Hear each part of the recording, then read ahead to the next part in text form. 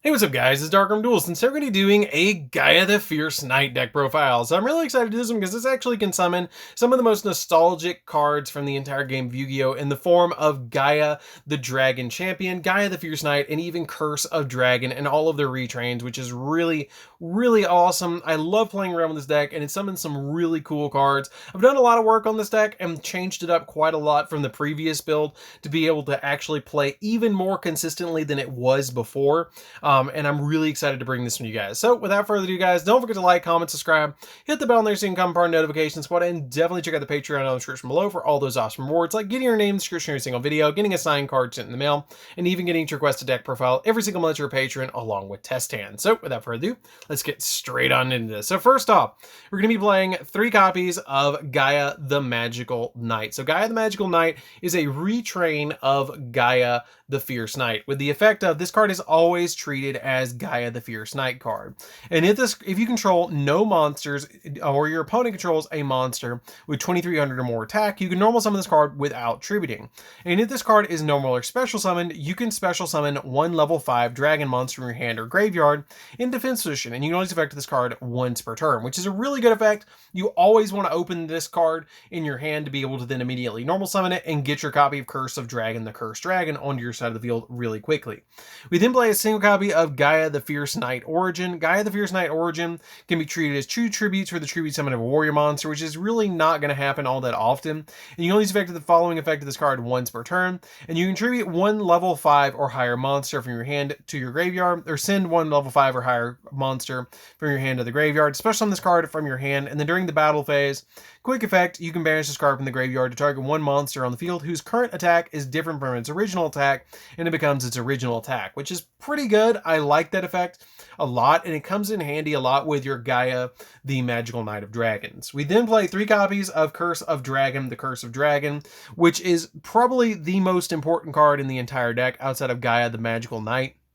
And this card is really important because it has the ability, if this card is normal or special summon, you get to add a spell or trap from your deck to your hand that specifically lists the card Gaia the Dragon Champion in its text. And if this card is sent to the graveyard, you get to target 1 Gaia the Dragon Champion you control and negate the effects of face-up monster your opponent controls with attack less than or equal to it until the end of the turn, which is a very powerful effect, especially with the way that I'm playing this deck now, which is really focused around using this card. We then play a single copy of Curse of Dragonfire. Curse of Dragonfire is basically a walking polymerization, which is really good for the deck. We then play 3 copies of Artillery Catapult Turtle. The Artillery Catapult Turtles come in pretty handy in the deck too, because basically what they do is you contribute a monster and then be able to special summon 1 Gaia the Fierce Knight monster or a level 5 dragon monster from your hand or deck, which is pretty good to be able to turbo out your copy of Curse of Dragon, the Cursed Dragon. We then play 3 copies of Keeper of Dragon Magic. The Keeper of Dragon Magics are here because if this card is normal or special summoned, you can discard a card to add 1 polymerization normal spell or a fusion normal spell from your deck to your hand, which is going to be very important for this card to be able to grab those cards out of the deck. Especially Spiral Fusion is extremely important to grab out of the deck. So that's actually the only monsters I play in this deck. You don't play that many monsters at all in this deck. You're basically focusing around the spells and traps to get you where you need to go, which is what's really cool about the way this deck plays. So that's it for the monsters. Let's get into the spells. So for the spells, we're playing a single copy of Monster Reborn. Monster Reborn comes in pretty handy in this deck to be able to revive back your copy of Curse of Dragon, the Cursed Dragon, which is going to be primarily how you're going to get its effect off in this particular deck, to be able to just revive it from the graveyard. We then play a single copy of Instant Fusion. Instant Fusion comes in handy with not only your copy of Millenniumized Restrict, but in the previous deck profile, it's actually playing Alligator Sword Dragon in the extra deck, and I'm still playing that in the extra deck, so it's really nice to get that level 5 dragon on your side of the field, to then be able to use it to fusion summon into your copy of the Gaia, the Magical Knight of Dragons, because this card just requires a level 5 or higher dragon monster, or level 5 dragon monster to fusion summon into it, so it's very easy to use Instant Fusion to go into that. We then play a single copy of Terraforming. The Terraforming lets you add a field spell from your deck to your hand, which is really, really helpful because you actually play like 6 field spells in this deck, which is ridiculous. We play a single copy of Set Rotation because you really want your field spell in this deck. Play a single copy of Foolish Burial because, as I mentioned earlier, I did rework this deck a lot. And basically the way that this deck works now is by getting to the graveyard your copy of your Curse of Dragon, the Cursed Dragon, and then reviving it out of the graveyard to get that search of Spiral Fusion, which is extremely important to the playstyle of this deck now. We then play 3 copies, and I know it's 3 copies, of Pot of Extravagance. The Pot of Extravagance is really good in this deck. The Pot of Extravagance has the ability that at the start of the main phase 1, you can banish 3 or 6 face down cards from your extra deck, and then draw a card for every 3 that you banish. So you're going to get to draw a lot of cards in this deck. You play 3 of everything in the extra deck that you need multiple copies of. So this card comes in really handy to be able to get you extra draws that you might need. We then play 3 copies of Dragon Shrine, which might seem a little bit extreme to you guys, but the 3 Dragon Shrines actually come up very handy in this deck because you get to send a dragon monster in your deck to the graveyard, which is always going to be your copy of Curse Dragon, the Cursed Dragon, which is very important to be able to send that from your deck to the graveyard to then be able to revive it with stuff like your Gaia the Magical Knight and copies of, say, Spiral Reborn and even Monster Reborn. We then play a single copy of Dragon's Mirror. I kind of bumped this down to 1 because I want to be able to revive my copies of my Curse of Dragon, the Cursed Dragon, and not banish them, but it's still pretty good because you get to basically Miracle Fusion out one of your fusion monsters using this card, so it's really, really good in this deck. We then play the best card in the entire deck outside of the Magical Knight and the Curse of Dragon, which is Spiral Fusion. Spiral Fusion is ridiculously good, and the whole reason that this deck works so well is you get to Fusion 7-1 Dragon Fusion monster from your extra deck using monsters from your hand or field as fusion materials, and if you special summon a Gaia the Dragon Champion by this effect, it gains 2600 attack, boosting it all the way up to 52, which is really good. And it can also make 2 attacks on monsters during each battle phase, which is really good in this deck. This card is so important to actually be able to pop off with, and it's so good. We then play 2 copies of Spiral Spear Strike. Spiral Spear Strike is just insanely good too, because when a Gaia the Fierce Knight, Swift Gaia the Fierce Knight, or Gaia the Dragon Champion on your side of the field attacks a defense position monster, it can inflict piercing damage, and then it has the ability that if a Gaia the Dragon Champion inflicts battle damage to your opponent with this effect, you get to draw 2 cards and then discard a card, which is really good for a deck like this to be able to dig.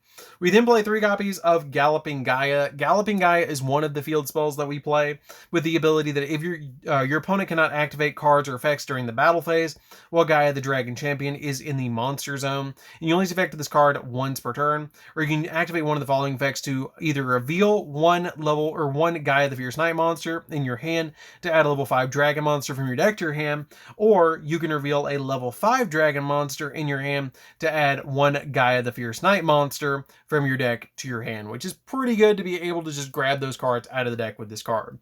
We then play 3 copies of Gateway to Chaos. Gateway to Chaos is so good in this deck because what it does is when this card is activated, you get to add a Blackluster Soldier Ritual monster or a Gaia the Fierce Knight monster from your deck to your hand, which is your Gaia the Magical Knight, which is going to be the card that you're always going to grab with this, which basically means you're playing 6 of this, and really 9 of it if you count Galloping Gaia, because you also play really 10 of it because you play the 4 different Curse of Dragons in the deck as well. That's going to get you your copy of your Galloping Gaia even easier to pop off to be able to grab those cards that you particularly need.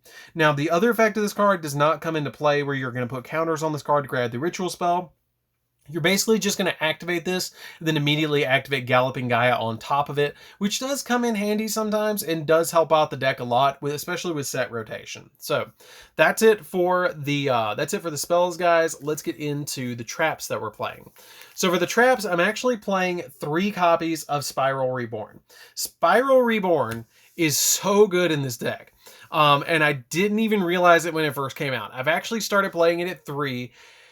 And it surprised me. This card has really surprised me because it has the ability to target a level 7 or lower dragon monster in the graveyard and special summon it. And if you special summon a Gaia the Dragon Champion by this effect, your opponent cannot target it with card effects, and it can't be destroyed by their card effects either. Which, you might be looking at this card and going, okay, well, you get a free Monster Reborn, right? Okay, well, the point of the deck, now that you guys have seen it, is to basically use Dragon Shrine and Foolish Burial to send to the graveyard your copy of your Curse of Dragon, the Cursed Dragon, and then be able to use Spiral Reborn or your Gaia, the Magical Knight, to be able to get it back to your side of the field to be able to then pop off in this deck, which is really nice. And the Spiral Reborn not only works for Curse of Dragon, it also works for Gaia, the Magical Knight of Dragons, and your Sky Galloping Gaia as well, which is really amazing. Like, I really like that ability that it kind of works with all of those cards all at the same time. It really helps out the deck a lot to be able to use something like this to be able to basically have a back to the front to be able to get your monsters back on your field. And even if you special summon during your opponent's turn a copy of Curse of Dragon, the Cursed Dragon, you can just put it in defense position and then search Spiral Fusion during your opponent's turn, which is really good.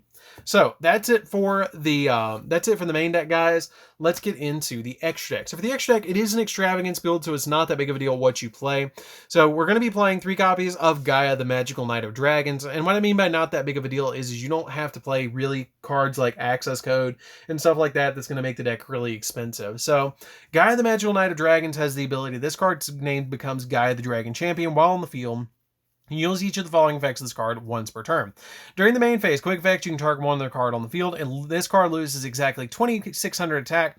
If it does, destroy that card, and then when this card destroys a monster by battle, you can make this card gain 2,600 attack. So this card can get really big, really quick, which can get really amazing for you and really bad for your opponent really fast. So this card is amazing in this deck. We then play 3 copies of Sky Galloping Gaia, the Dragon Champion. This card is really interesting. It actually searches your Spiral Spear Strike on summon, which is pretty good. If this card is special summon, you just add that card from your deck to your hand. And then when this card declares an attack, you can change the battle position of an opponent's monster, which kind of plays into the whole piercing damage with that card. We then play 2 copies of Alligator Sword Dragon. This card is basically just here to be able to use with instant fusion to give you an additional level 5 dragon, which is why I play it as a 2 of. And I thought it was really cool to actually throw it in this deck because it's Baby Dragon and Alligator Sword. Like, they're trying to mimic Gaia, the Dragon Champion, to be able to like ride dragons. I thought that was really cool. Eventually we might get a retrain of this card, and I think that would be amazing to actually get a retrain of Alligator Sword to be able to play into the Red Eyes deck. I think that would be really cool. We then play 3 copies of Millenniumize Restrict. Millenniumize Restrict is really good because this card basically gobbles up hand traps, which is why you play it as a 3 of with the instant fusion. You can take out 1 copy if you want to for something else. I play the same copy of Red Eyes Flare Metal because it's easy to put level 7s on the field and be able to burn your opponent for 500 basically over and over again. It's just really nice. And then we play 3 copies of Link Karibo because if this deck could get any more nostalgic, you have Karibo, Red Eyes, Gaia the Dragon Champion, Baby Dragon, and Alligator Sword all in the same deck, which is just amazing. And the Link Rebos are basically here. Oh, and Relinquished. And you have Millenniumize Restrict, which is Thousand Eyes Restrict, retrain. So you have all of those retrains of all the old school monsters, except for like Dark Magician and Red Eyes, which if you wanted to play Dragoons, you could do that instead. So that's it for this deck, guys. I hope you did enjoy it. It's a really amazing deck to be able to play around with. By the way, the Link Rebos are basically just here for the Millenniumize Restricts, which is really cool. So anyways, guys, that's it for this one. Don't forget to like, comment, subscribe. Definitely tell what you think of this deck down in the comments down below. I really did a lot of reworks on this deck from the previous build, where the previous build was basically turboing it out from your hand to get the Curse of Dragon, but now you're actually turboing it out from the graveyard, which I thought was a totally different concept for this deck and thought it would make it a little bit more consistent, and it has worked for me so well, a little bit better than the previous build. Not to say the previous build was bad, but this is just more consistent in my playstyle. So I hope you guys do enjoy this and definitely give the deck a try. It's super nostalgic and really easy to get because it's very cheap, and we'll see you guys in the next video. See you later, guys.